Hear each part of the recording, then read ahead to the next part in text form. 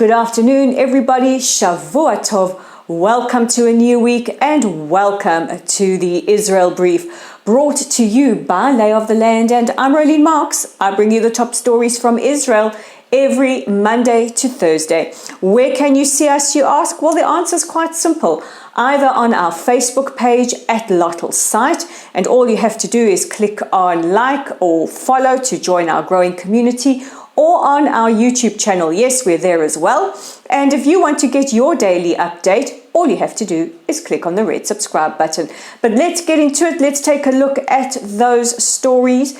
And over the weekend, Israel did reach a very grim figure, that of 6,000 who have passed away as a result of the global COVID-19 pandemic. We are now a year into this pandemic, and before we give you the updates, we just want to reach out to anybody who has lost a loved one, a friend, a family member to COVID-19, and let you know that our thoughts and our prayers are with you and your families and your loved ones. We are now a year into the pandemic, and Israel is still leading in our vaccination rollout program. And we have had some good news coming from the health ministry over the last couple of days. The first is that we will begin to reopen nightclubs and bars. And what the health ministry will be doing is installing rapid COVID testing at venues. This is for people who haven't been vaccinated yet, and they're encouraging businesses to adopt this model as well. But very encouraging is word from our health ministry that they will be working to end the mandatory wearing of masks at least by April. So this is good news as we approach the Passover festival and Easter, and will hopefully soon start to open up the airport and allow flights to come in.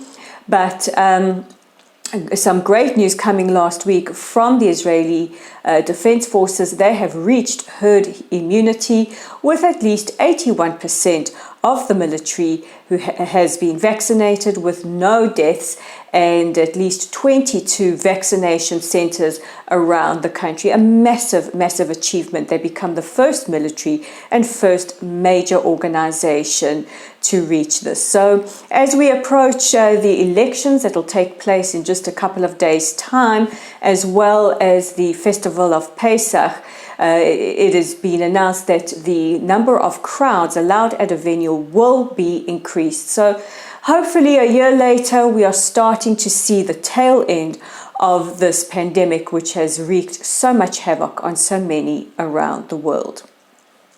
On Friday morning, Israelis woke up to the startling news that somebody who is held in the highest regard, and we just want to reiterate that everybody is innocent until proven guilty.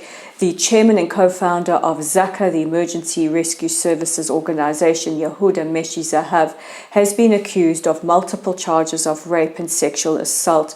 This follows a 40-year period.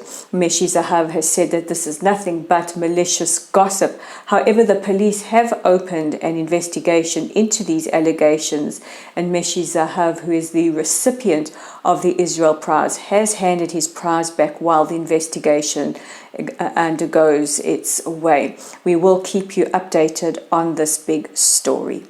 And our final story is, we say welcome to Kosovo. The Muslim majority country opened their embassy in Jerusalem yesterday.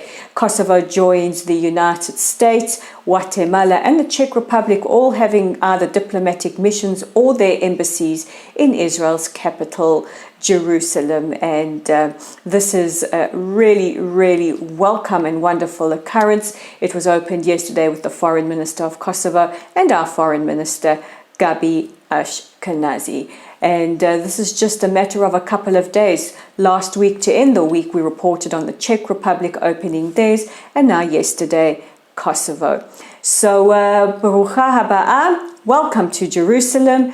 And that takes us to the end of today's top stories. But don't forget, you can check out our content online on www.layoftheland.online. While we are talking vaccination rollout, many people have been asking whether or not Israel has been allowing or sending vaccines into Gaza. The answer is yes. You can read that all on an article that will be posted.